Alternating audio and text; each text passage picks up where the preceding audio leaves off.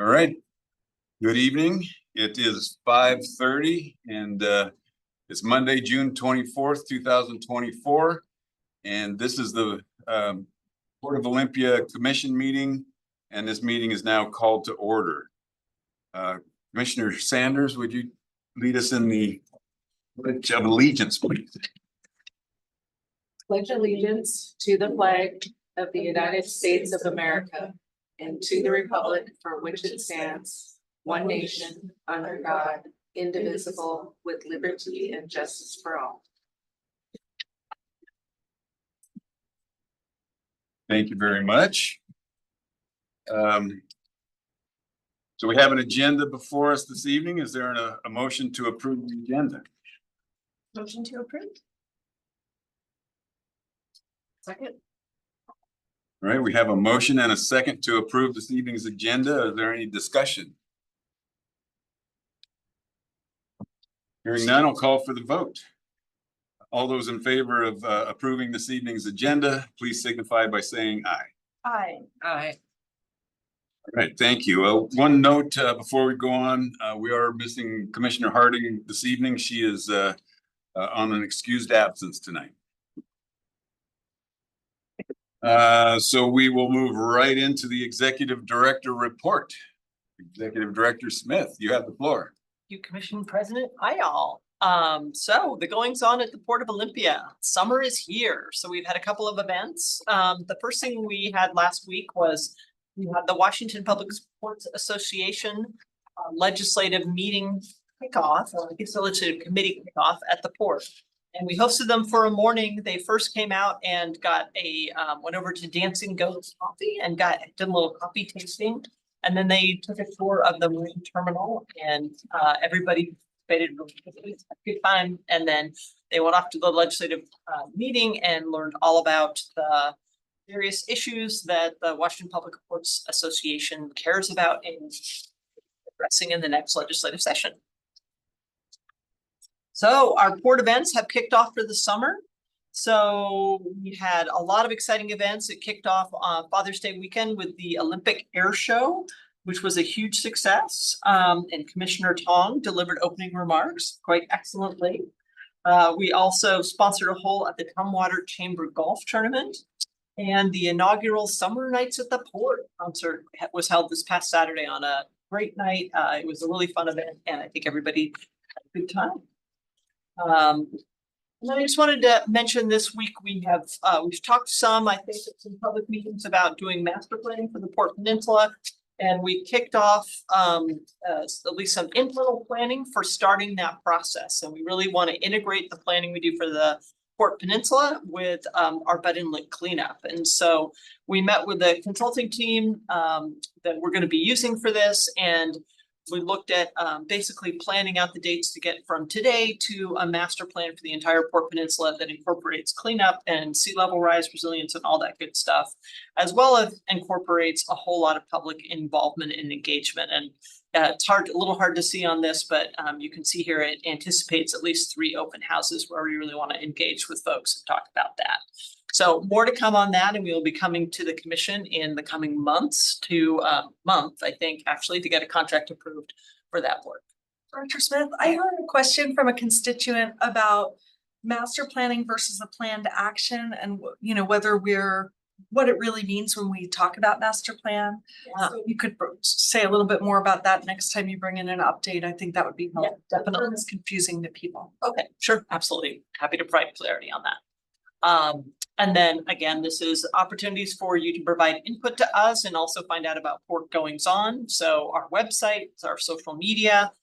We also do port tours. So again, if anyone wants to do a port tour, please let us know. Just give us a call if you want some direct engagement, and if you want to request a speaker from the port staff or just a meeting with port staff. And just by personal privilege tonight, or sort of commission or port privilege, tonight is the last meeting that we will have General Counsel Rick Hughes here with us. And so we are going to be, he is leaving us. We are not choosing to leave him.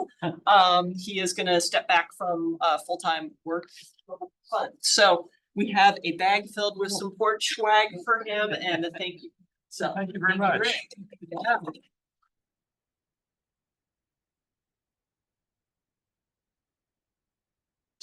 Great working with you all. Right, yeah, thank you, Rick, it has been great, so. Okay, moving right along, we'll move into public comment. Individual public comments are limited to 3 minutes per person. Members of the public may comment on agenda items or other port business. Guidelines for public comment can be found on the commission rules in resolution 2022-09, Article 6. Comments should be directed to the commission as a whole and should not include comments about individual port staff or members of the public. All speakers shall be courteous in language and demeanor and shall confine remarks to those facts that are germane and relevant to the question or issue under discussion. I don't see a list. Missy, was there a list of? And that was Debbie Patton. Okay, Debbie Patton. You have the floor, Ms. Patton. Way shorter than this mic. So I've been a member of the POCAC since 2018. And I want to reiterate that the POCAC has never said no to the proposed waterfront center or administrative building, in spite of what you might have heard. As the only current member of the POCAC who was on the committee at the time of the port office consolidation report, I attended multiple meetings where we received updates from the subcommittee that were working on this project. And the POCAC voted as a body to approve the final report and presented it to the commission on October 16th of 2018. And at that time, the subcommittee thought that there were too many variables at play to make a definitive recommendation and suggested that the port renew their lease for several years while decisions were made about their needs. And then the port adopted Vision 2050 in 2019. And then a few years after that, adopted the Destination Waterfront Plan. And then fast forward to June 20th, 2023, the POCAC had a briefing on the Destination Waterfront Development Plan. And in the outcome statement in that presentation, it notes in part that, quote, within 10 years, the destination waterfront features an inviting and walkable environment that is home to port business and administrative offices, end quote. And then following that presentation, the POCAC members had an opportunity to join a walking tour of all the sites in the plan, including Site D, which is the proposed waterfront center admin building site.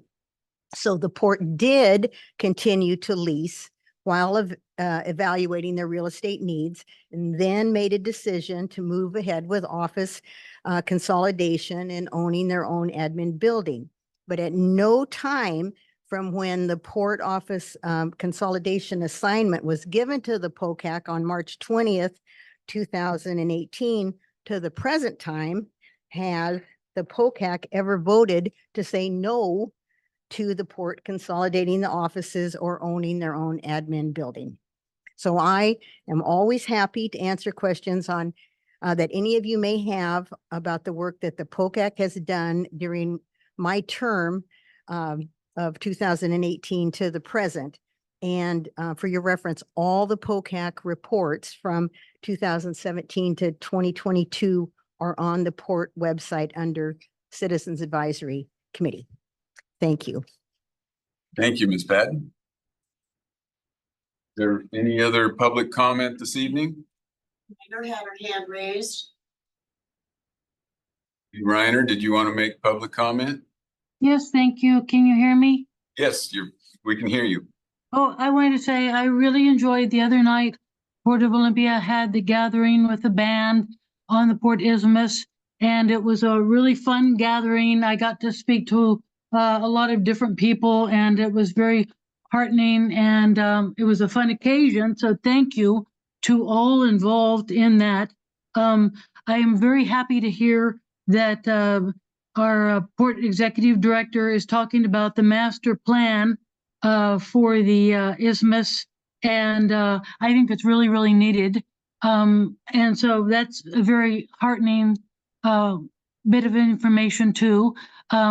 As to this discussion about the office consolidation and Vision 2050, yeah, I think that there is a bit of confusion from different people who have been involved in the POCAC, the Port of Olympia Citizens Advisory Committee. I understand that the last testimony was given trying to consolidate the findings from that. But let's face it, 2018 was during the COVID.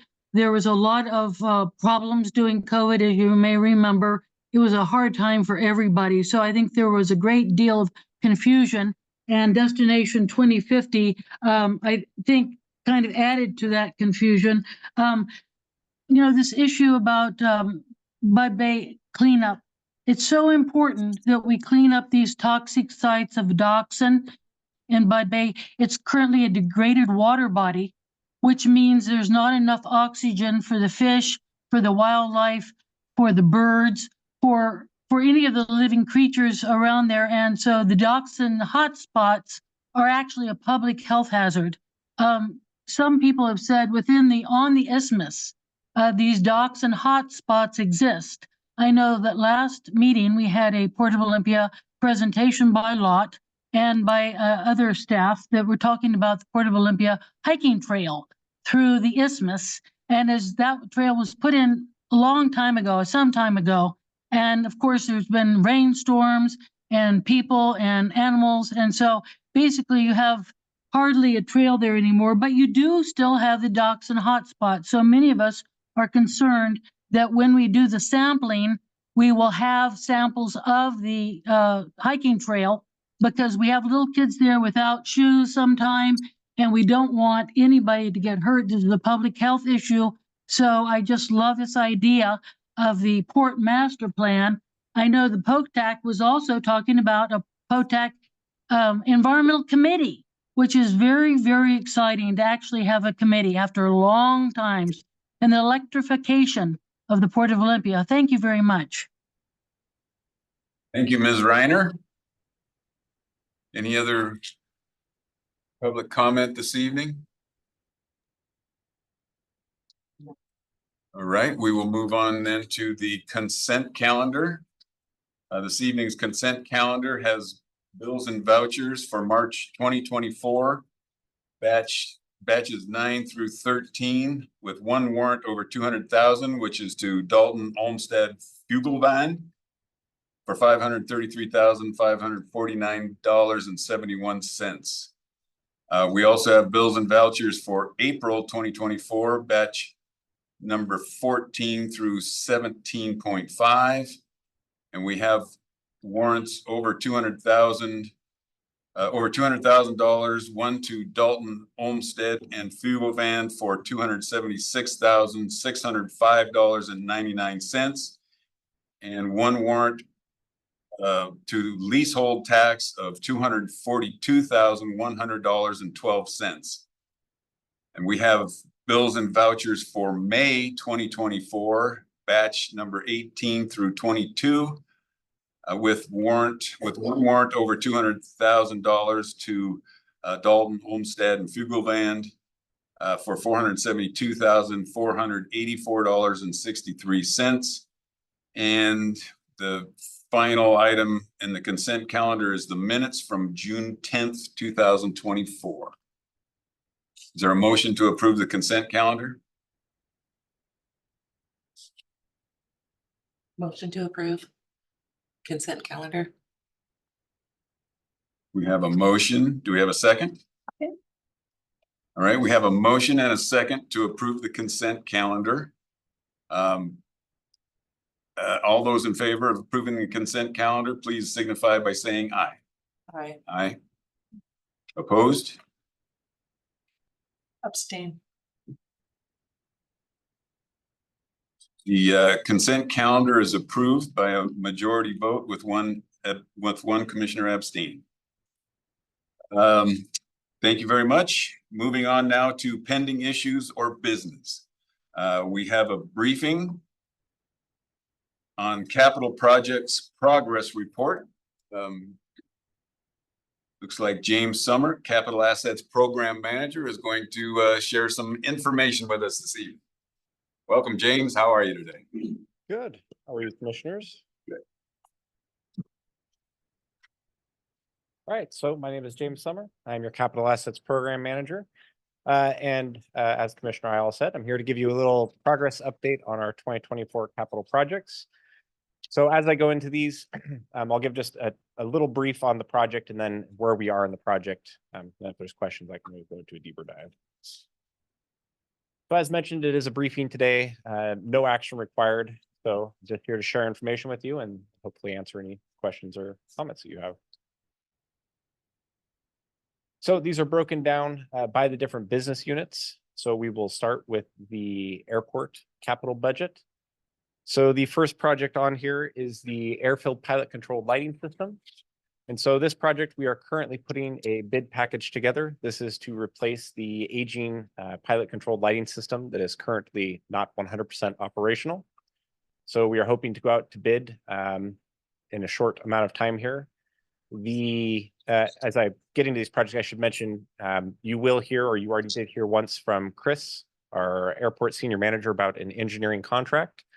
We will be using that engineering contract should it be approved for many of these projects. The second one on here, the airfield lighting regulators. So when this project was originally put on here, we intended to just replace the regulators, again, as they are failing. We were informed for it to be eligible for grant funds that it would need to be a whole system replacement. So for this year, we will use our engineering firm to help us design that system. And then again, we'll be going out to bid. Project number 3, the unleaded avgas tank and fuel truck. That has been purchased. It is currently in the shop receiving modifications so that it can operate to deliver fuel directly to the planes. Project number 4, the runway 1735 rehab design. So this design will be taking place this winter. We will be working primarily this year on the environmental review. So that's the NEPA and SEPA with Sean, our Director of Environmental Planning Programs. All right, excellent. As well as our engineers. And then we will be reimbursed next year through the grant program for that. Project number 5, the airport operations electric vehicle ×2. So that's 2 electric vehicles. This is a grant application. We just received the first approval for the pre-process. So now we're moving to the next phase. So we're hoping to hear back on that in the coming months, essentially to see if we are awarded those vehicles. Project number 6, the airport runway 826 reconstruction. So this project is taking a bit of a pause until we have our engineering firm on board. And the reason for that is we want to have the runway reassessed to determine if it does indeed need a full rebuild or if potentially it just needs some repairs.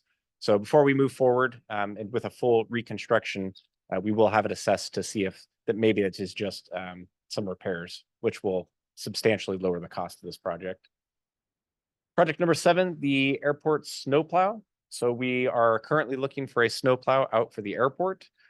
This time of year, we start looking at different surpluses as people are getting rid of their heavy equipment.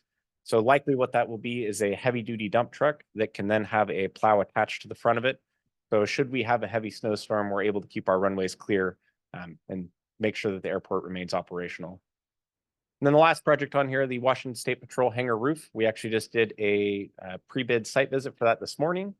So we are going to close and bid in just a couple weeks here, and then we are looking to have this project done right around, or hope to complete it before the fall. And essentially we're removing 2 layers of roofing and putting a thermoplastic roof to replace, similar to what we did at the CBC building number 2 last year. Yes, Commissioner. So it's not a complete roof replacement, but just layers of it? It is. I should clarify. So the current roofing system, by code, you're allowed to have 2 layers of roofing. The top layer is to a state now that is past its useful life. So we had the option to remove 1 layer and just put a new layer over it. It's kind of a Band-Aid, but we decided to go ahead and remove all the layers of roofing. And so that way we are set up for the future. So it'll be a completely new roof with insulation. And that will also allow us to examine the substructure. so that if there is water damage due to the leaks, that we can address those immediately. And sometimes when we re-roof, that's when we look at solar. Is that happening? We certainly can look into that, absolutely. It's not currently in the budget, but I know we do have some solar investigations going on currently.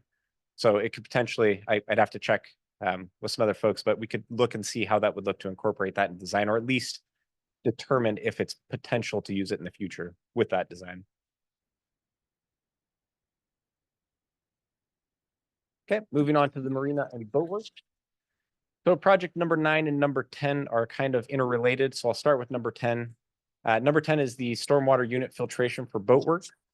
What this is we are putting a polishing unit to take the water that is coming out of our pond, polish it.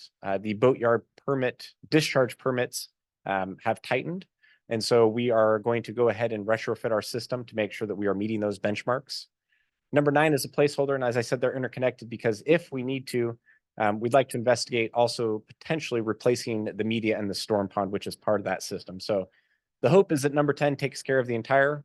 However, should it need additional attention, number 9 is a placeholder to make sure that we're able to address that and meet those benchmarks. Number 11 was an equipment purchase for a tractor attachment.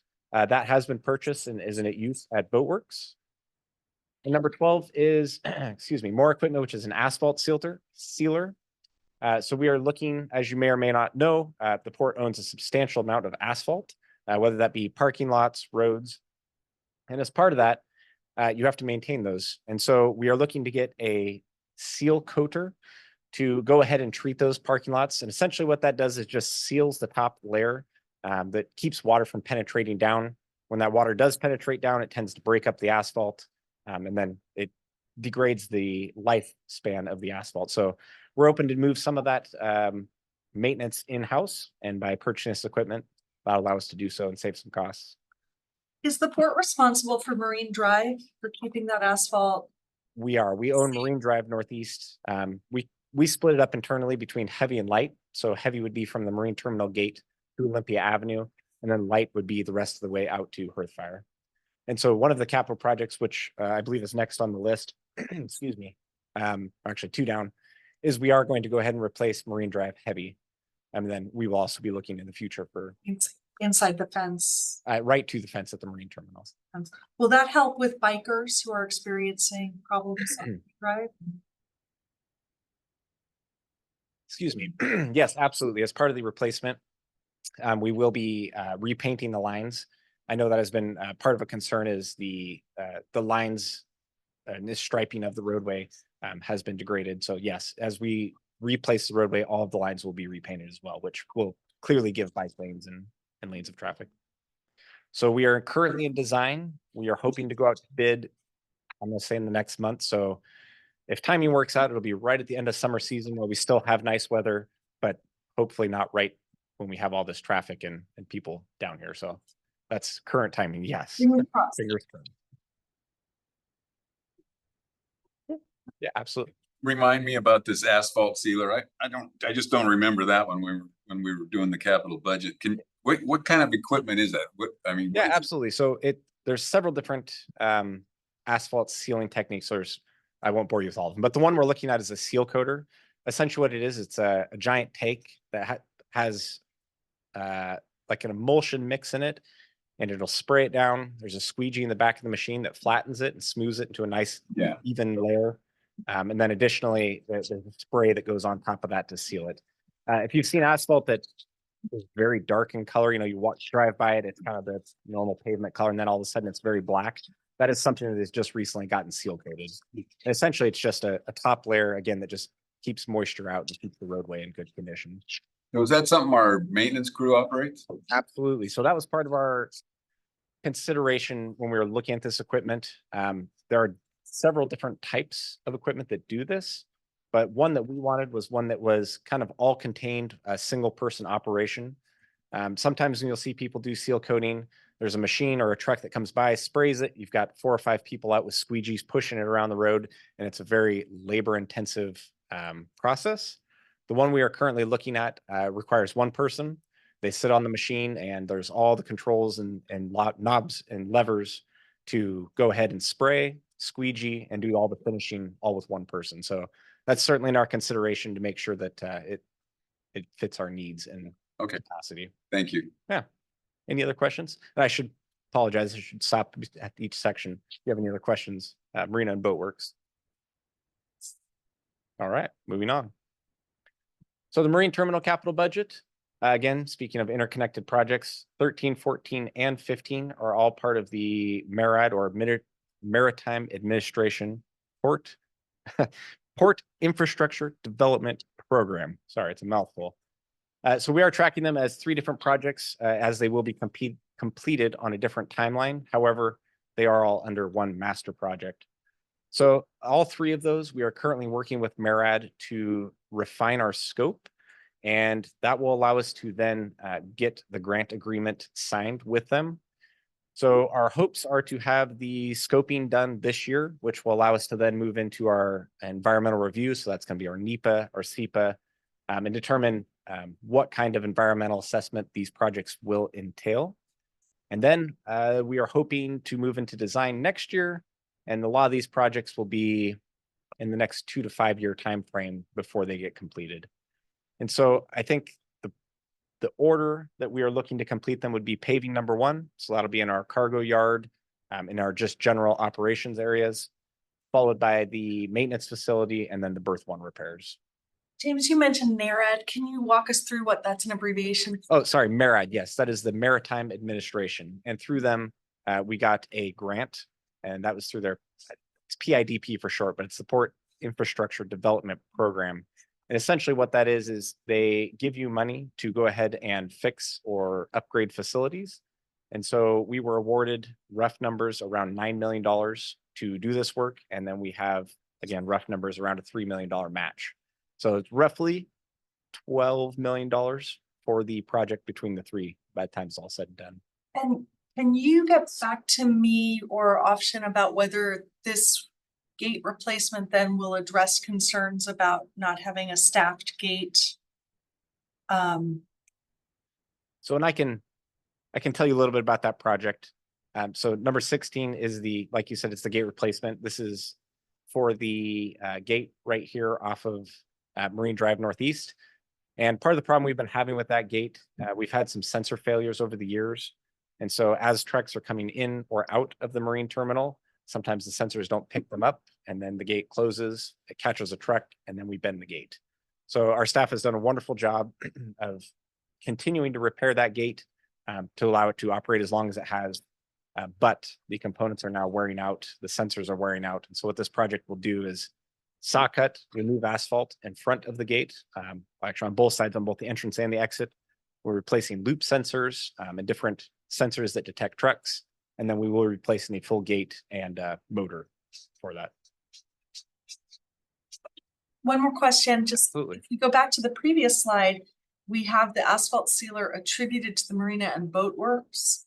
How do we choose that comes from, how does it get allocated to one line of business versus another? Very glad you asked that. So the reason that it's currently under the Marina and Boat Works, TJ Quant, our former senior manager, had requested this equipment. He oversaw the maintenance crew. And so he was kind of the driver to say, hey, we can save some money here. Let's look at this equipment. But you are correct. This piece of equipment specifically has sparked an internal discussion about how do we place these equipments and assets that all the port will be using. So we actually have an internal audit going on of all of our assets to determine where they're being allocated, and then how do we allocate that in the future.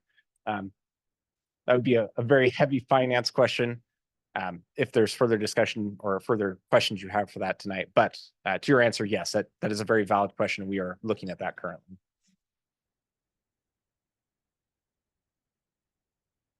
So in the last project on here, project 17, this is a fuel containment facility. So in short, we have a fuel truck. It's currently stored out at the marine terminal. For the longest time, we've stored it in our warehouse when we had room. We no longer have room in the warehouse. So we have to find a place to store it, and it has to be a place that is out of the elements and has to have containment in case there is a leak.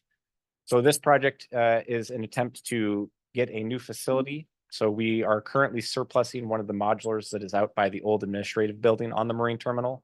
And in its place, we will be putting a small structure that will house the fuel truck so that we are in good graces with the powers that be, and we are protected against any spills. And we are currently waiting for the building to be moved. It has gone through the surplus process. And then we will be looking to continue with this project. And then that's not the Marine and Boworks. This is the non-ops and admin. This is the last chunk of slide or projects. So project 18, this is the waterfront center design. So we will be coming back to you in July with an architectural contract to go ahead and start moving forward with the design of that. And I will be presenting for that. Project 19, as we talked about a little bit earlier, is the Marine Drive asphalt. So we call it Marine Drive Heavy, but again, that's from the Marine Terminal Gate to Olympia Avenue. We are in design and again, hoping to finish that up right towards the end of summer. Project number 20, the Billy Frank Jr. trail signs. I'm happy to announce that those have been installed. And yeah, they look great in my opinion, but I invite you all to walk the trail, take a look at them. Project number 21, this is our sustainability infrastructure. So again, as I mentioned, we are looking at solar at some different areas as well as a fleet decarbonization plan. So that's what that project is, and that is ongoing currently. Project number 22, this is IT needs. So really, this is a placeholder. Yeah. Project to look at, like, is it going to grant, right? What is that? Yeah, so we got a Dollars. grant, and it's escaping me who the grant is through currently. But we got a grant through partnership with the tribes That's not, to, okay. to go ahead and investigate decarbonization for the port. Part of that is looking at our rolling stock. Can we convert some of that gas powered, diesel powered to electric? And then as a subset of that, also looking at photovoltaic. So can we add to sites we have like the Marine Terminal or the market, or is there additional sites, for example, the Washington State Patrol hangar roof or others where we can do a feasibility study and they say, yes, this makes a return on investment sense. And then we can go ahead and also use that study to apply for grants, which will hopefully fund those projects. May I ask another question? Absolutely. We just signed warrants for, or authorized warrants for Dalton, Olmsted and Flugel Band, several rounds of $200,000, and they're environmental consultants. How is it determined what goes in the capital budget versus these are these reflected in the capital budget, or are these considered operating grants? I'm not 100% positive on the DOF. I believe those are Bud Inlet Yeah, related. but inlet related, and my assumption is they're operating, considered to be operating costs.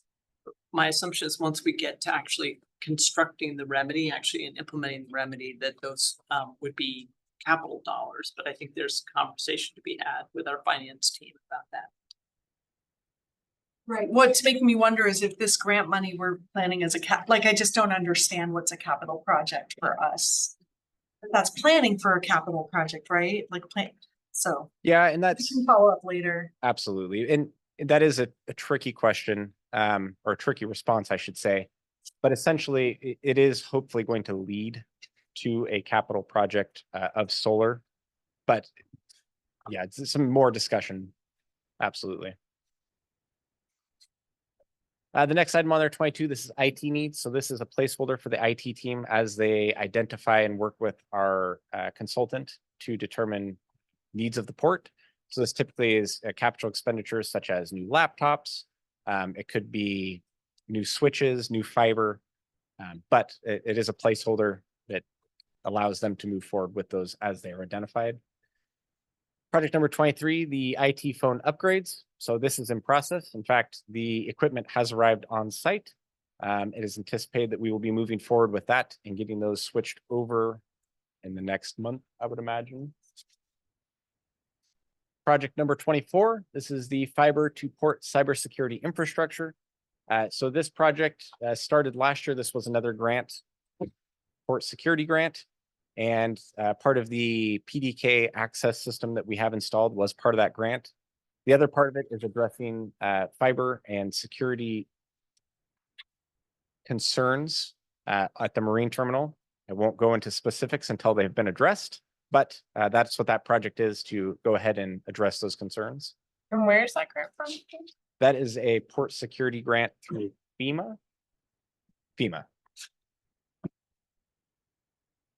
And then project 25, the sea level rise. We have several outfalls here at the port. This project is to go ahead and install backflow prevention on outfall A. So what that looks like, we call them duck bills. And essentially it allows water to flow one way. Should the high tides come and put pressure on it, it'll close up and will disallow flow to go the wrong way through the outfall. So as part of the sea level rise, we are going to address all the outfalls eventually, and A is on the list for this year. And then project 26 is a contingency budget for capital projects as they arise. We did have 2 projects so far this year that have come out of that. The first being a lawn tractor. So right at the beginning of cleanup season, we had a lawn tractor go down. We were able to get our maintenance staff a new lawn tractor, and so they have been able to maintain our beautiful landscaping and lawns out here, as you have probably seen. And then the second was some bale clamps, forklift clamps for operations out at the marine terminal. And so we are currently investigating those. Those have not been purchased yet, but we are looking at them and looking to move forward with those. And that brings me to the end of my list. And that is my last slide as well. So if you have any questions or comments, I'd be happy to go back to any of the slides or answer them or pass them off to some of these fine people in the room with us. Just to put a finer point, I think we should come back at some point with whether remediation costs should be being treated as capital expenses by the port.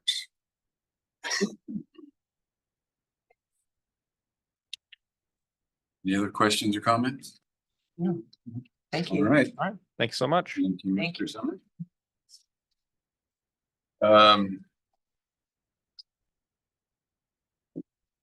The next briefing under pending issues or business is Q1 2024 financial report. Tad Koff, Director of Finance. You have the floor, sir.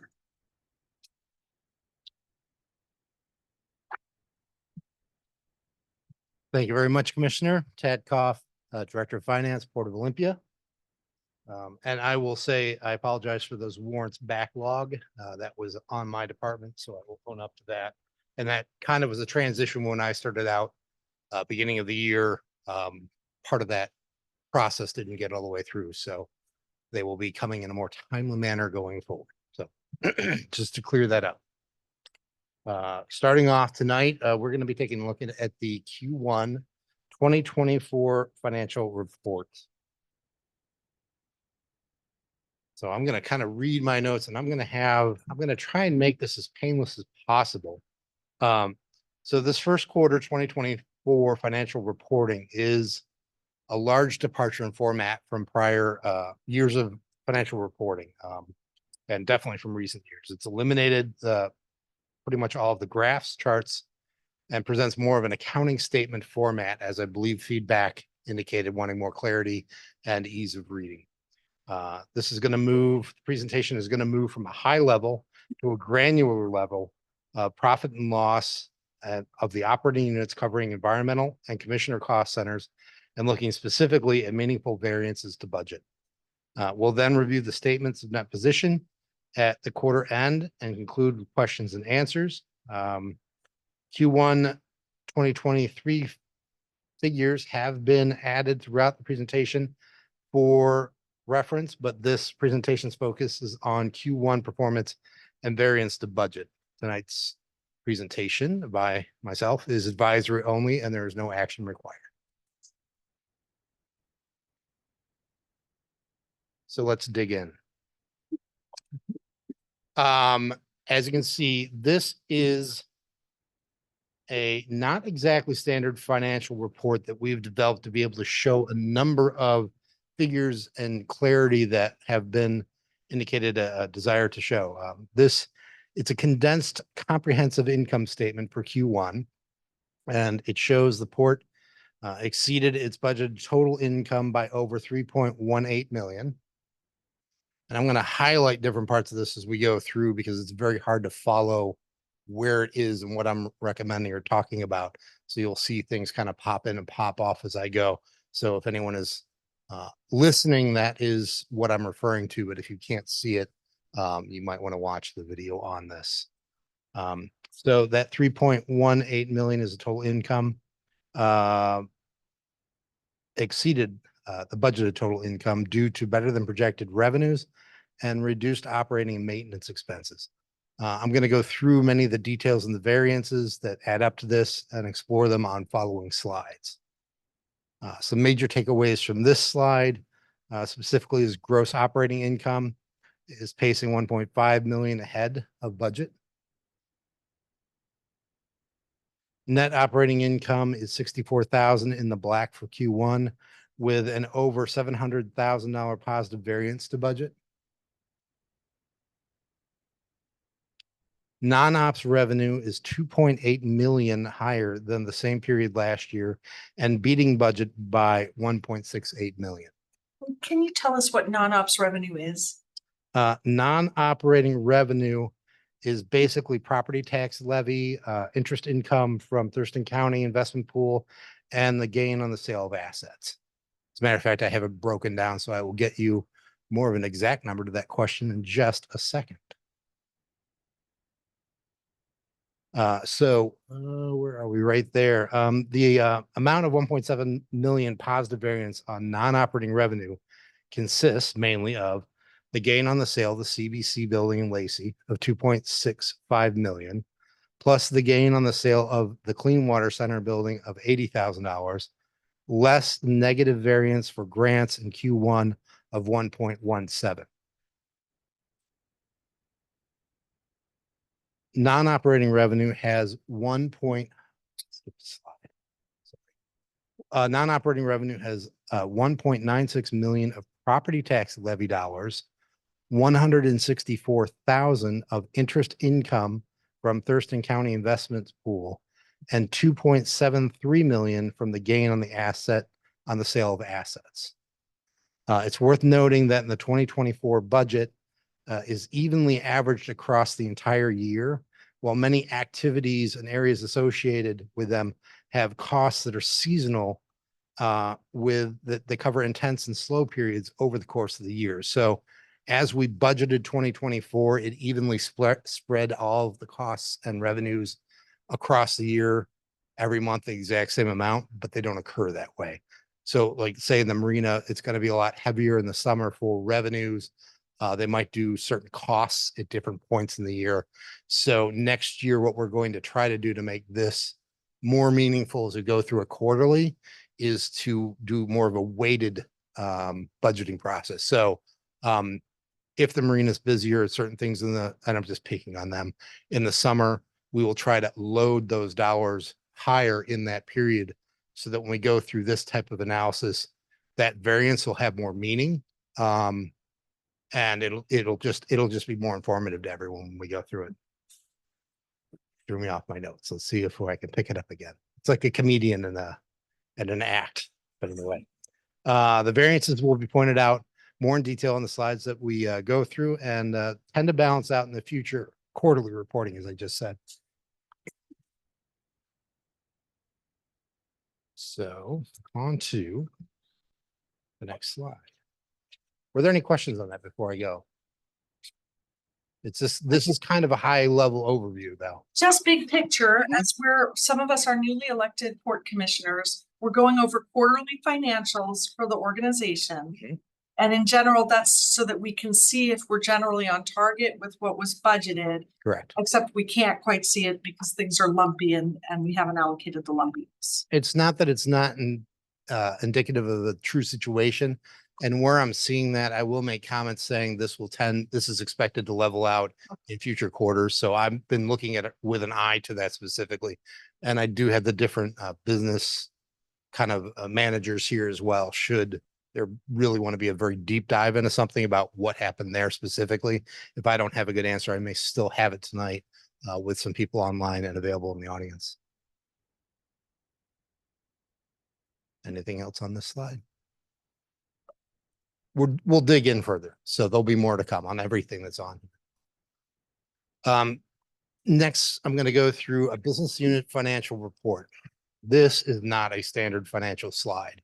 This was developed largely with my new controller, Tricia Miller, to really call out and highlight some different aspects of areas of operation that were not in doubt or in question, but just wanted to be clarified as much as possible. So on this business unit financial report, we see our 4 operating units, which are those in green, just highlighted on, and cost centers of environmental and commission in yellow.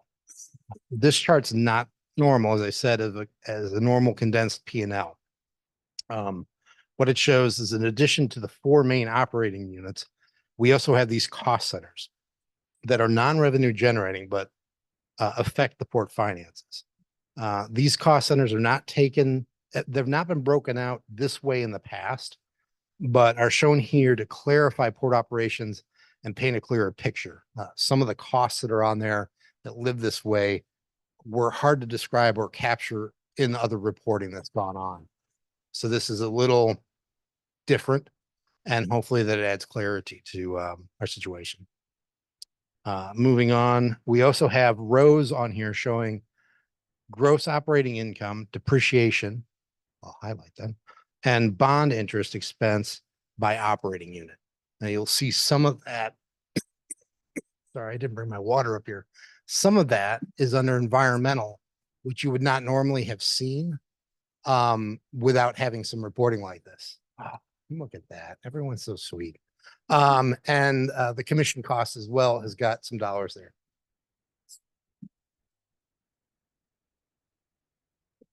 But there has been expressed interest in seeing this depreciation allocated and the gross operating income allocated across the board. And I know there's been public interest in the bond interest expense specifically being allocated against these units as well. And that is the total sum. And this is the best way that we could come to represent that. So you can see where it lives. Yes. I'm a little bit confused. The commission cost, is the executive director cost broken out, or is it allocated among the, where does that cost show up, for example? The executive director cost is actually split the way it got budgeted out. There is a portion of executive director cost that lives under the commission. And it actually lives in a couple other places too. And that's just the way that the position got budgeted, because there isn't another home for it. Let me go through the figures and see if I've got that more accurately in here. And if not, I can give you the exact breakout of where the different components of that live. And I guess this goes towards, like, to the extent there's general, like G&A or whatever, general overhead costs that are allocated across the properties. I understand why Enviro, in fact, could be further split out so that you understand what it's stemming from. But it's kind of interesting to see the commissioner cost split out. And so understanding the logic behind what's split out from overhead versus not would be of value. I will have to get that to you as a separate answer. Excellent question. Let's see where I am. We're on there. These cost centers are not. We also have rows, which we went through, and the gross operating income under environmental and commission add to become all but $10,000 of the total allocated to environmental and non-ops, which is not going to work. I'll show you where it is. It's that $1,253,000 is sitting at the very end of the row that says allocate environmental to non-ops. That actually is the sum of the two towards the end last numbers of income net of depreciation of 1.152 million and the 91 million. And that's just to make this tie out across financial documents. That is that particular line is a bit hard to understand. But overall, this chart shows a positive picture of the port in the Q1 with only the marina coming in a negative for income of net depreciation. And we're going to take a look at each one of the operating units individually as well to get more detail.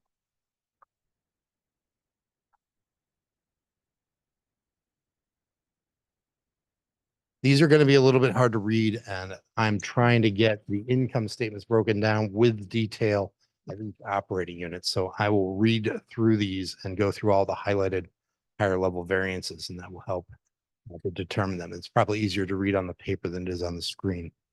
Under the airport, things are not working, so I'm just going to read them off.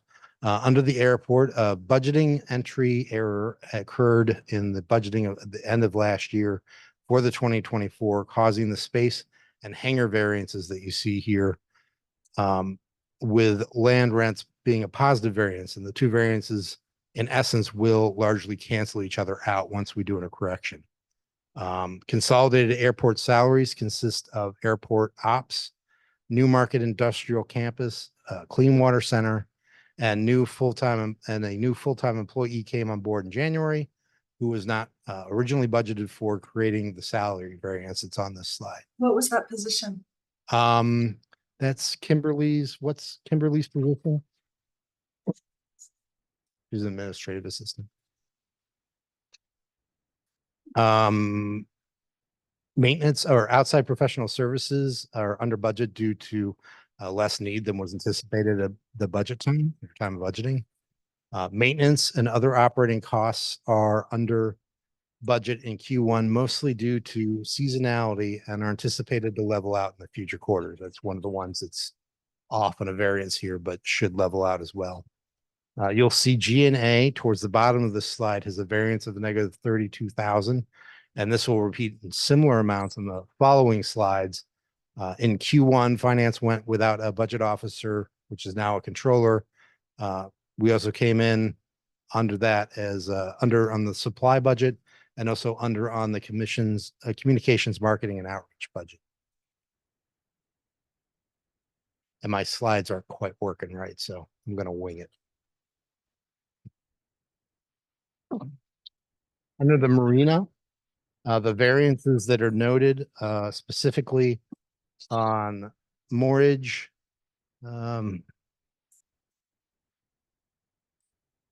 collection fees and space rentals are down.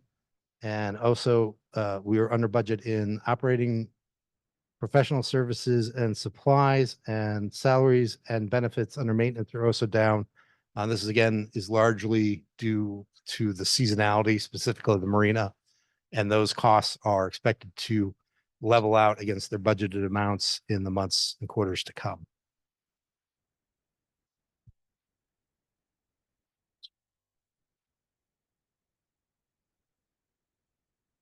Under the terminal, the main variance on the revenue side is under loading and unloading. More ships and favorable international cargos and a more favorable international cargo situation has equated to more ships coming in than expected.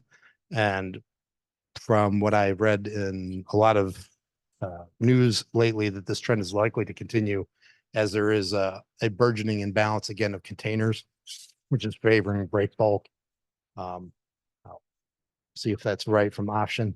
He's saying yes, I got it right. So what'll end up happening is there's a container situation where they're not flowing around the world properly, largely to do with the Suez Canal situation and them being backed up and not being able to get in there. Average cost of containers are roughly around $2,000. I think they're around $7,000 right now, a container, somewhere around there. Is it up to $9,000? $6,000. So I read today it was up to $7,000. During the highlight of this 2 years ago, when the terminal specifically made a huge budget jump, they were over $20,000 a container in some specific crazy instances. So as we're running into that, and there's no particular reason for that situation to alleviate, I'm thinking that this will continue and will actually be a really big plus for this year for the terminal as well. Other operating expense on here was also a variance that contains 23 individual assets with repair budgets. This all came in under budget, but again, largely because we haven't done that work yet. As it gets warmer, that will catch up.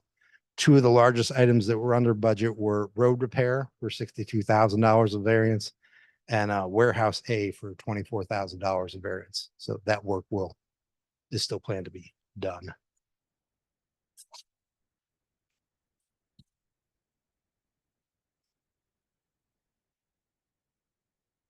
Moving on to properties, land and space rentals were up as rentals were higher than anticipated. Miscellaneous income will be balanced out in Q2.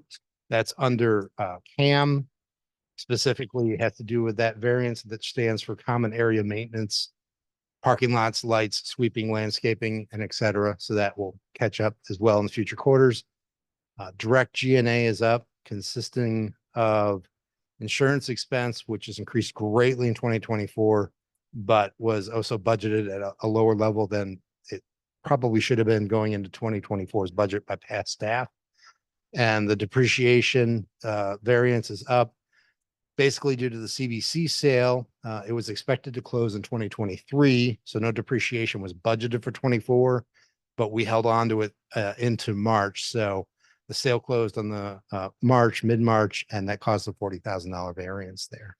Yes, Yeah, this is in dollars, not in thousands of dollars, right? this is in dollars. These are down to the dollar. Yes, that's So correct. properties that aren't part of those airport campuses or one of our major lines of business, the marina, there's very little property that's real estate that's not part of the marina, the marine terminal, or those airport campuses. Is that correct? I mean, if you want a specific breakdown, I'd have to come back to you with that question. I guess what I'd like to know is what properties, like, what is this? There is, That's the properties, they properties, they do point properties, they market district properties. You're gonna need the microphone or you're not gonna be audible. Sorry. No, it's fine. Those refer to the properties in East Bay and North Point and the Market District. So we have several tenants throughout those. So basically the downtown properties.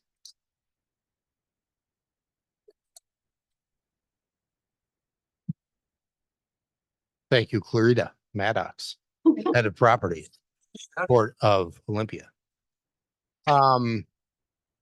So that is actually all I had on properties. Moving on to environmental. Highlights on environmental, salaries and benefits are down due to an unfilled position. That's worked its way out. This is, again, keep in mind, this is Q1. So all the things that were going on towards the end of last year going into Q1 are need to be kept in mind. Outside professional services were down due to billing yet to happen later in the year. So that will catch up and level out. Other operating expenses were down. This is basically Bud Inlet. Almost all of it is billing yet to happen later in the year. And then the maintenance will also be expected to increase later in the year. Interest expense allocation derives from the dollars of bond funding used for operating area improvements. So multiple bonds helped fund Cascade Pole site improvements, storm pond rehab, Bud Inlet cleanup, East Bay, and Cascade Pole Phase 2.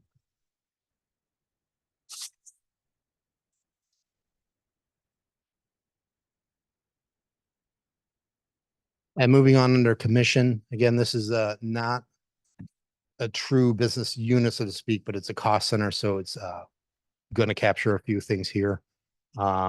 Notably, outside professional services include legal and economic development services not yet used, and that will increase later. Sorry, that's the second item.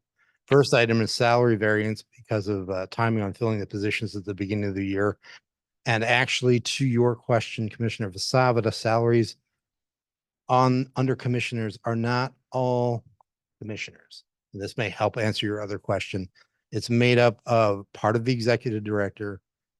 In this case, actually had part, because of the transition of executive directors, had another part also budgeted in there in case there was an overlay or some other situation that came up. So to cover that budgetarily, it was there, but we didn't do that. Also, there are 3 other roles that are in there that make up their partial FTEs that perform commission related work. So part of them is built into that number. But I think you're going to want more detail on that. I'm looking at it. It's okay. And then we get to the statement of net position. So as I always tend to do with the statement of net position or a balance sheet, this is a statement of net position is the governmental reporting equivalent of a balance sheet. And it functions as a snapshot in time on the last day of the fiscal month, which would be the end of March. And in the port's case, I'm sorry. Oh, okay. And it tells you what basically you have assets versus what you owe liabilities. And this relationship is the basis of many ratios, and some of the things that I pulled out of this presentation that had been the prior ones were different fit ratios and debt ratios that I don't think were as to the point of functionality of the operating units as the commission wanted to see. So hence the very different format of this presentation. Current liabilities consist of payables that are due within a year. Non-current liabilities are obligations that go beyond a year, such as the long-term debt. Other liabilities in this case contain GASB 87, mandated lease liability recognition, OPEB, and pension amounts.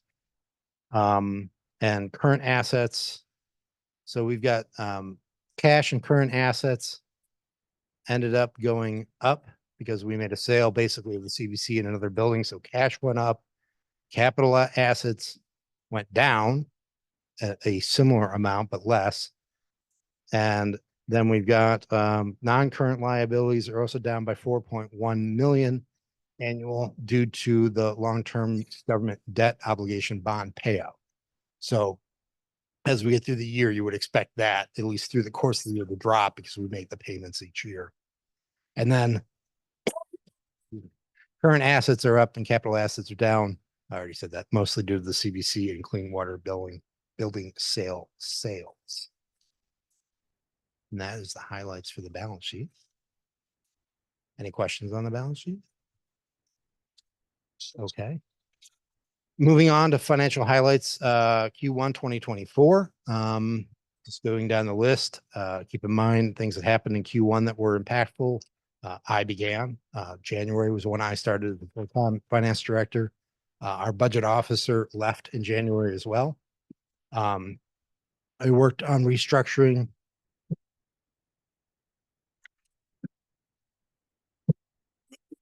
I worked on restructuring the accounting department and began a controller search. The sale of CVC in Lacey happened, and Clean Water Center building, the airport, were also sold or finished and sold in March or in Q1. I'm sorry. We partnered with a train card deal and terminal staff to be able to get rid of some unused equipment and be able to get a better situation on maintenance costs and actually potentially own some forklifts. We researched and formulated a plan for debt reduction, which was just adopted and is in the works of being executed presently. And we ended the quarter with 30.8 million cash on hand. And that's my highlight for Q1.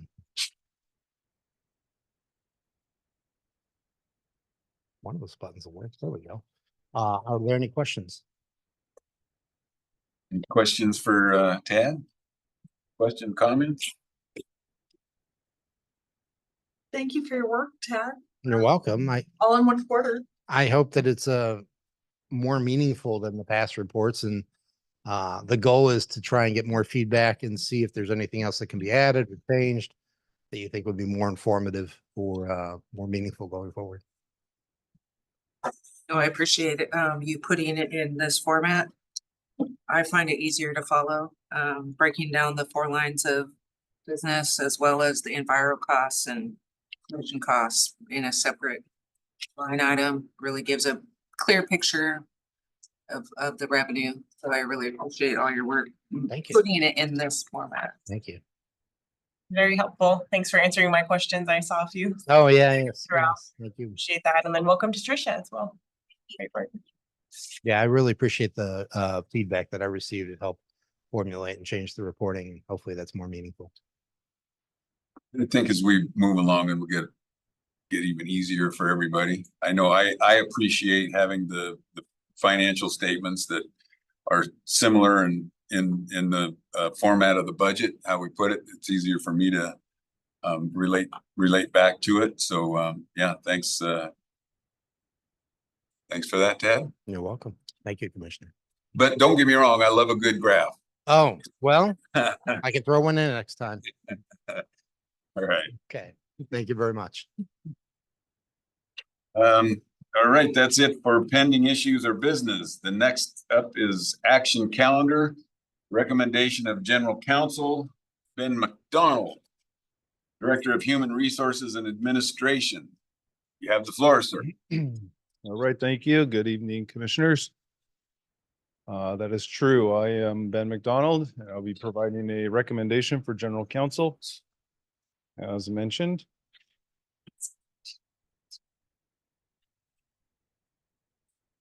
No clicker. Hold on a second. Right now. Clicker. Come back. There, ooh, jump past. There we go. There you go. Okay. Today's presentation is an action item. We're providing a recommendation to the commission for a law firm to provide general counsel services to the port. If you remember, port counsel Rick Hughes is separating, as mentioned earlier today. Just want to say, Rick, it's been great working with you. We've tackled a number of hurdles together and big shoes to fill. So thanks for all your time here at the port. As such, we presented on June 10th an advisory indicating that we plan to interview both Dixon Frolick Phillips Burgess as well as Ogden Murphy Wallace, who were the finalists through the RFP process. And interviews occurred recently on June 18th. A little bit about each firm. Ogden Murphy Wallace represents both private and public sector clients, which also includes ports.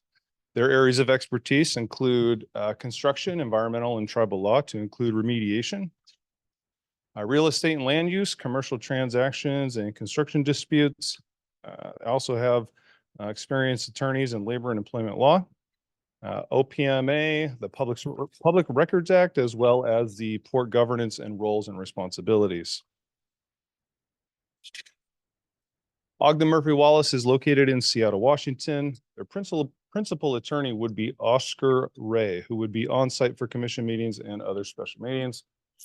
And then some of their current or past clients include the Chelan Douglas Regional Port Authority, Port of Moses Lake, Port of Allen, the Pangbourne Memorial Airport, and then a couple of cities and the MRSC.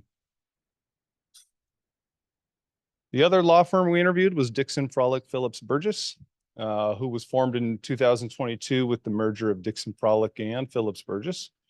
They represent both private and public sector clients as well, also including ports and public agencies. Their areas of expertise include contracting and purchasing, also land use and environmental law, to include remediation, real estate zoning, commercial transactions, and construction disputes. They are versed in the OPMA as well as Robert's Rules of Orders, executive sessions, and the Public Records Act. So after the interviews, let's a little bit more about Dixon Frolick.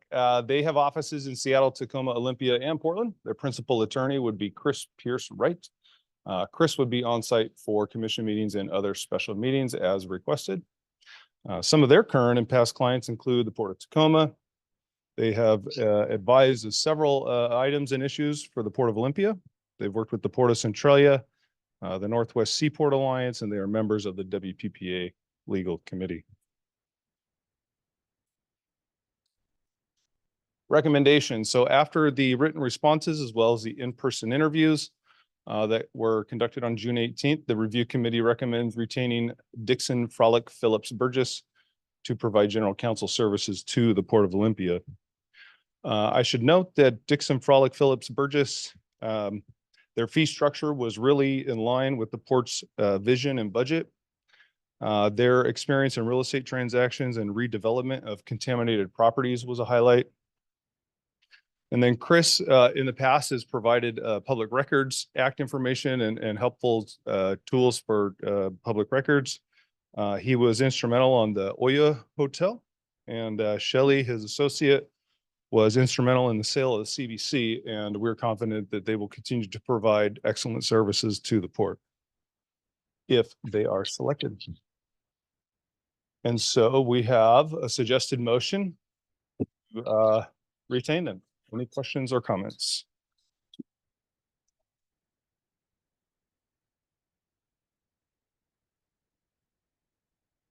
Anyone want to make a motion?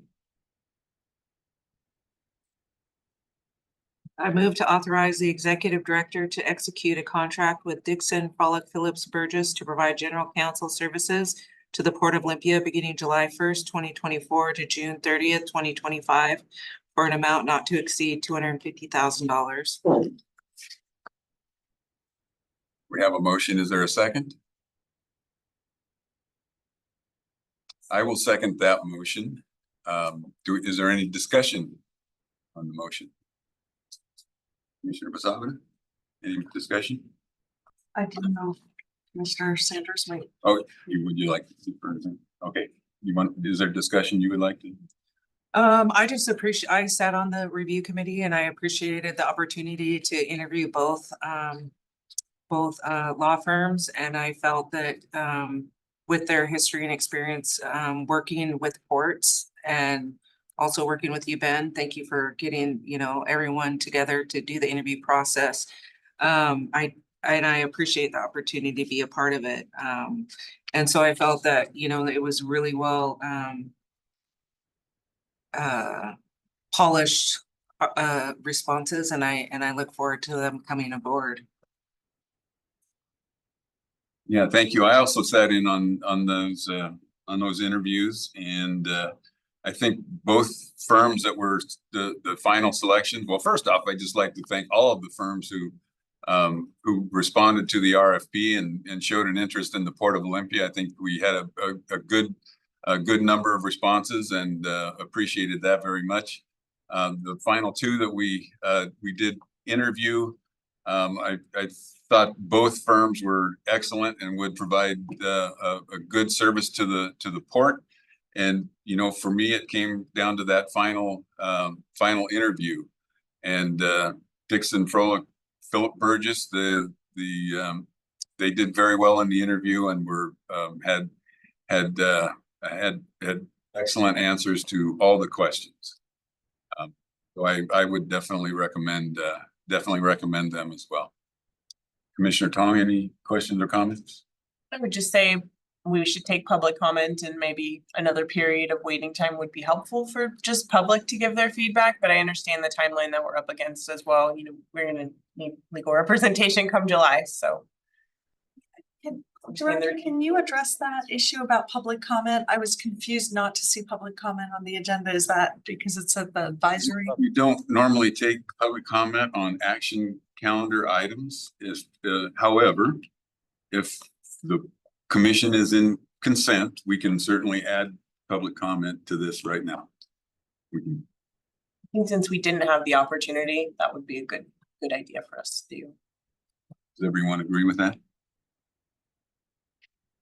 Nodding your head, yes. Yes, we all nod our head, yes, okay. All right, so let's take a moment then and open this up to public comment. Is there anyone in the room or on Zoom that would like to make public comment on this motion? Leah Reiner would like to make comment. All right. Lee, do you have the floor? Yes, thank you. I appreciate allowing the public to make some comment. I know it's very difficult to try to sift through contractors and firms and trying to find someone that has the expertise on all these issues. I realize that here in Olympia, in a way, we're on our own little universe here in Olympia, Thurston County. We have our own issues that we've dealt with for years, and many of us have seen the lawsuits come and go over the years. And So yeah, just in the past, we saw Burgess, the attorney, represent City of Olympia, Port of Olympia, and other different groups. And so it gave a lot of us heartburn. And so I know that now this group has been hired. And so I'm hoping that they will use their restraint to represent one group at a time and not try to be a contractor for all the different municipalities or all the different governmental entities within our little universe of Thurston County, as has been in the past, as many of us have observed. So anyway, I know it's not an easy issue because we've had a long history of things come to the fore, and if things that people want to take care of and address, and I understand that. So thank you for your work, and we'll hope for the best. Thank you very much. Thank you, Ms. Reiner. Is there anyone else would like to make public comment? Raised hands on Zoom. All right, thank you, Missy. All right, well, we have a motion and a second on the floor. The motion is to authorize the executive director to execute a contract with Dixon Froelich Phillips Burgess to provide general counsel services to the Port of Olympia beginning July 1st, 2024 to June 30th, 2025 for amount not to exceed $250,000. Is there any further comment or further discussion after hearing public comment? I just would add one thing. I've emailed Director Smith about this. I think it is important that we understand how the general counsel serves the commission and in what sort of questions or situations they would advise us. And so I think the director will be preparing a policy to recommend to us to help guide that. And I'm echoing something that Commissioner Harding had brought up earlier, and since she's not here today, I wanted to raise that as this being timely. Any other questions or discussion on the motion? No? All right, hearing none, I will call for the vote. All those in favor, please signify by saying aye. Aye. Opposed? Motion carries. All right, thank you very much. Thank you, Ben.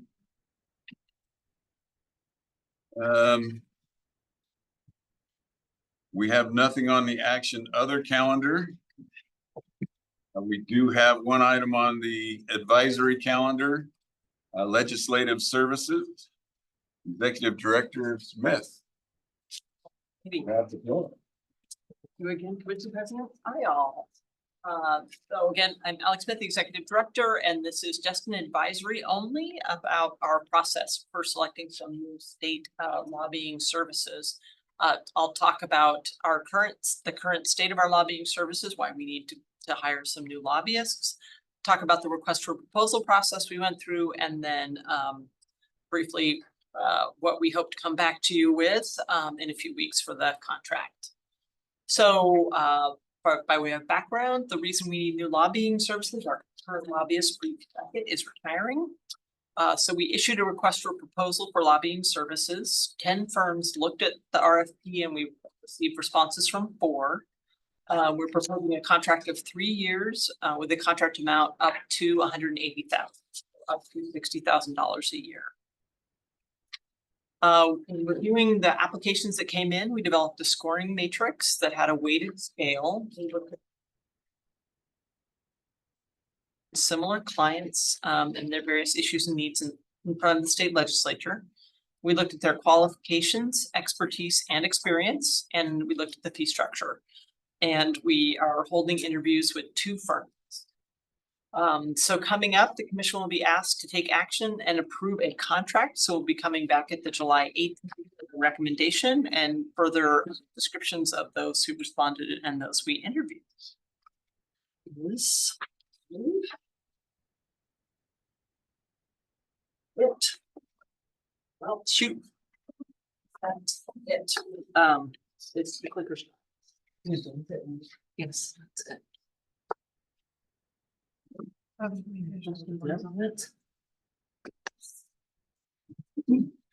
So that's it. Okay, yeah. So questions, comments? When our former state lobbyist who's retiring came before the commission and was asked a question about how he's coordinating with our federal work, the answer was that there wasn't really coordination at that moment. And I'm bringing this up because if our big push right now is to bring home money for the Bud Inlet remediation, it seems really important. One thing I didn't see listed for our state lobbyist was sort of their relationships or how they coordinate also on the federal level. So can you tell me how you address that during interviews, or how you're going to address it in choosing your final selection? Very much appreciate that question, because that was very much forefront on our minds. The RFP included language referencing our desire to also do lobbying in Washington DC at the federal level. And so all of the firms that responded said, hey, we see that you also want some federal services. This proposal covers specifically state services, and the cost is for state services. But to the extent they had an existing relationship or an option within their firm for some federal lobbying in Washington DC, they included that. So our goal is to get a lobbying firm that has an existing relationship or has within their firm the ability to do lobbying for us in Washington DC with federal lobbyists. And I think what we'd like to do is discuss with you all what that would look like in terms of additional costs and contracts once we come back with a final recommendation. Does that make sense? So are we aware that we've had a federal lobbyist? Yes. And we were not availing them of their services, and they were not particularly communicative in sort of reaching out to us. And so we put their contract on hold. So we did have them, and it was a monthly retainer we were paying, but we put their contract on hold because we weren't using. Well, I mean, I guess I'm surprised by that, because I met them. I went back to Washington DC, and they were at the time they were actively working to help with locating federal funding for this Bud Inlet project. So I don't know what's happened between then and now, but so I guess we'll. And the goal was also to talk to them and find out about the services they had provided in the past and if they would be able to provide services in the future. Yeah. Wait, talk to the former. Yeah, I think I didn't realize they were former. I thought I didn't really know the agreement that we had with them. Correct. And I don't mean, Director Smith, I'm not trying to bring this up to cause trouble, but I do think it speaks to who on staff will be sort of maintaining that relationship, and I hope it will be you. Well, we have allocated responsibilities, and I will be the one working with our state lobbyists primarily, and also with the federal lobbyists. Okay. So yeah, more to navigate on the federal side, but we'll come back to you on July 8th with a clearer picture of what we'd like to propose to you. Thank you. Oh. I think you can answer Commissioner Ayala's question. When former interim executive director Rudolph was in his position, he requested that contract be paused, and so that was paused at that time. So that happened in his tenure. So I hope that's helpful. Yeah. Yeah, I guess it would just be interesting to know why. Yeah. We'll find it. In advance. Yeah. Why the action was taken. Okay. Any other questions, comments?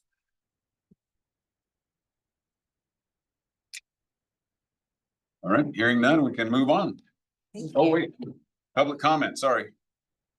Is there any public comment on the legislative services presentation?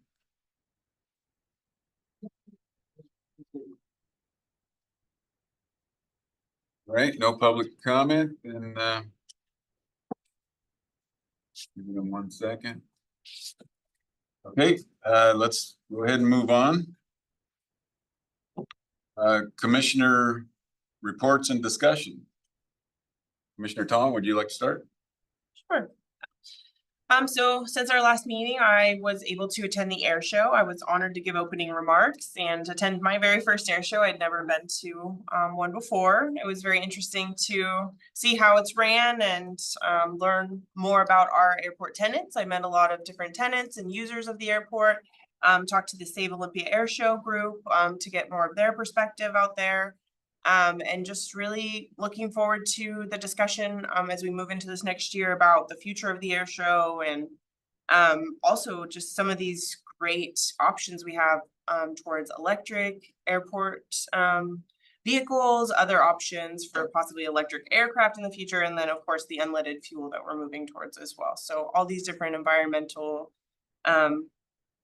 things we can do to increase our sustainability in a kind of unsustainable industry there with the airport. So then also I got to attend the Experience Olympia and Beyond master planning session. We finished the master plan. The board approved that plan to start in 2024, and that'll be online on their website. Some really exciting stuff in there to increase visitors to Thurston County, and then also to enhance the lives of residents here in Thurston County, not just about bringing visitors here. So, good group there. And then Summer Nights at the Port was a lot of fun this last Saturday. I'm looking forward to this next week on the 29th with Queen Mother. So hope to see a lot of y'all there. So that's all I've got. Commissioner Sanders? So I'm excited to report that I attended the Steady Small City Grants big check presentation at Steady. And Alex was, you know, really awesome and brought all the large checks. And so I just wanted to give a shout out to Alex for that. And George's Dream bringing us together to recognize the Port's Olympia Small Cities program. So it was really an honor because my running for commissioner was to ensure that rural South County was represented. They had boys to seat at the table, you know, and that it's a part of community building. And so with the redistricting process, I was honored to help, you know, give the large checks and to all the amazing work that they want to do in their communities, supporting their various projects. And I just would like to mention that Grand Mountain Rochester is using their grant funds to preserve vital records in their community. And so it really means a lot to be able to contain these historical documents and save them for their community for future generations.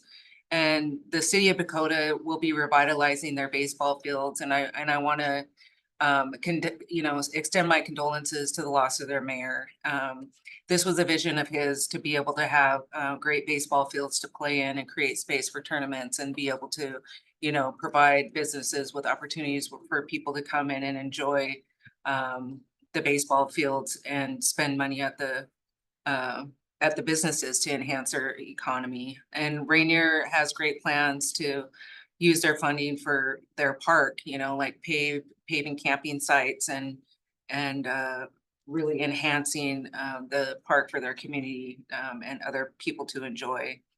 And also Tenino is using their funds for a very popular rustic park recreational hub to fill a lodging need so that they can look at a pilot project for a prefabricated cabin with a reservation system. So this is a pilot program to see if it's feasible for them to have a cabin located there to bring in outsiders to come in and enjoy the park and network with the community. And so I'm really appreciative, you know, to be a part of that commitment to support our smaller cities and unincorporated communities. And it's really about community building. So that was really awesome. Thank you. Thank you, Commissioner Sanders. Commissioner Masawa? That's so heartening. Well, thank you. I want to start with a thank you to the staff because however this Zoom has been set up, I can see who's participating from the public here in the room, but also who's participating remotely. And so whoever took the effort to get to that and whatever it took, it's well appreciated. And thank you, Missy and others.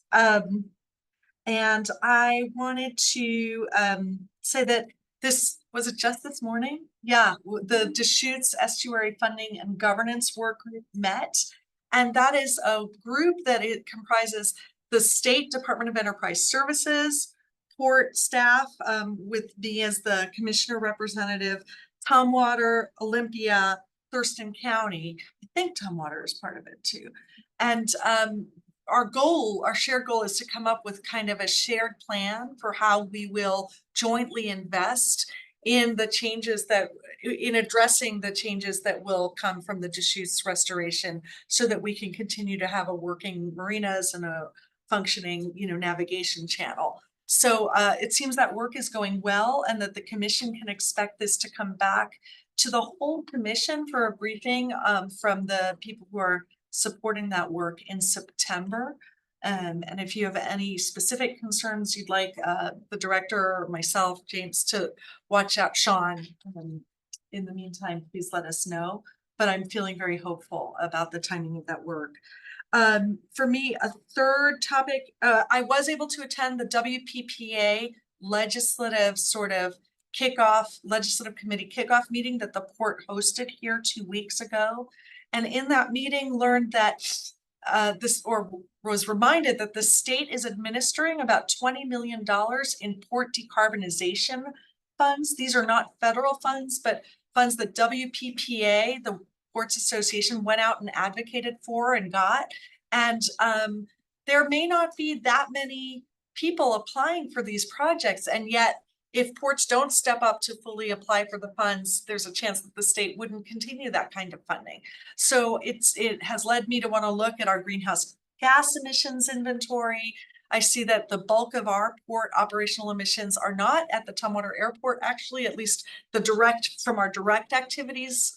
We don't have an inventory that looks at the further scope emissions, but it's diesel at our waterfront and the facilities at our waterfront. And so I don't know whether it's too late. There's a chance to apply by a July date. I've heard from consultants in the community who are putting together proposals for other ports. And so I hope that we can do a follow-up to at least understand why that's not a good decision for the port. Maybe we could talk about, because it is an unusual opportunity to help decarbonize our operations. And then finally, I just wanted to say that I really appreciated getting to meet with the members of the Port Community Advisory Committee, Citizens Advisory Committee last week. I thought it was wonderful to kind of put the names to faces. And I really appreciated one of the members coming here today to speak to us. And coming out of that, there are two things I'd like us to be able to formalize. One is establishing the environmental subcommittee that they requested, and that our environmental manager, Sean, has said that he welcomes. And a second one is, given that there will be work on the airport master plan this summer, I would really like to establish an airport subcommittee. I understand there was a member of the Port Advisory Committee, as a community member, who recently stepped away a few months ago because we hadn't tasked them with work. And I think that for us to have sort of people with aviation expertise, but who are from the community, who will help us wade through those master plans and understand sort of how community looks at it, would be very valuable. So Director, I don't know if you want me to make a formal motion to see if you have 3 votes to create those, to direct the POCAC to create those subcommittees, or if we need to delay and put it on the next agenda. Mr. Chair, how would you like us to proceed? It felt like we never wrapped up like how formal we need our direction to be on the subcommittees.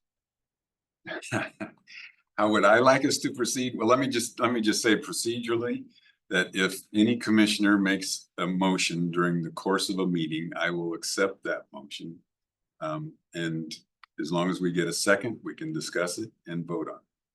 And I guess my question is, do we need to make a motion on that kind of thing? Or is it the kind of thing that we talk about and say, yeah, let's give them that direction? If you're asking if the commission is going to give direction to our executive director, then I mean, I would say that could be done by consent, as if we all agree. But in order to ensure that it gets done, you could make a motion. Sorry, if I could add something else. So because it's the regular meeting, you can add something that wasn't on the agenda. You could not do that, take final action at a special meeting, but we have a regular meeting tonight, so you can do that. But in order to comply with OPMA, you'll have to request public comment too. On a motion. But instead of making a motion, why don't I flag that I'd like us to take formal action if that's necessary next week, or have the director advise us if there's a different way we can work with the POCAC to give them guidance, but let's plan to add it to the agenda to consider the establishment of at least 2 subcommittees. Okay. Thank you.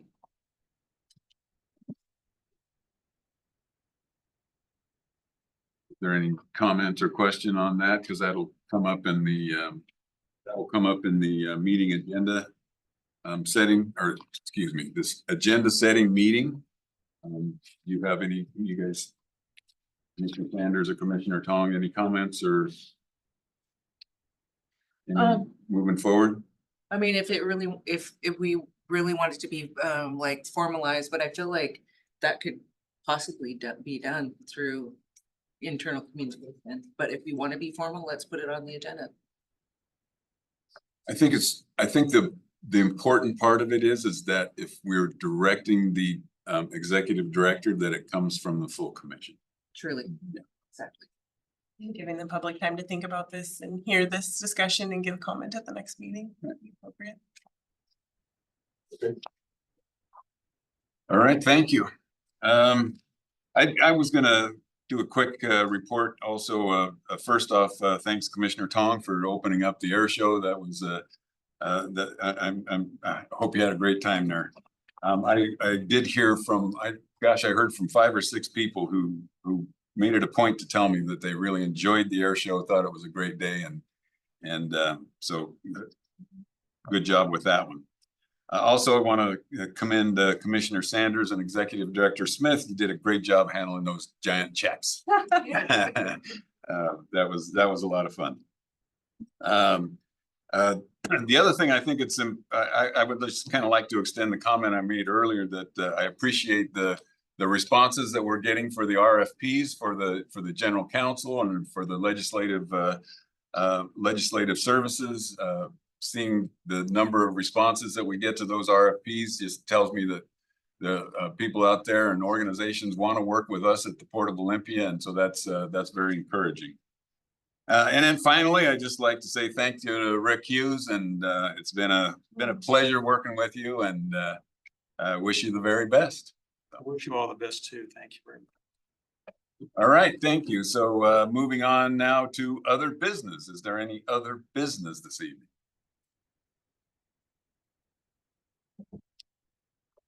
Hearing none, we can move on to meeting announcements. Executive Director Smith. All righty.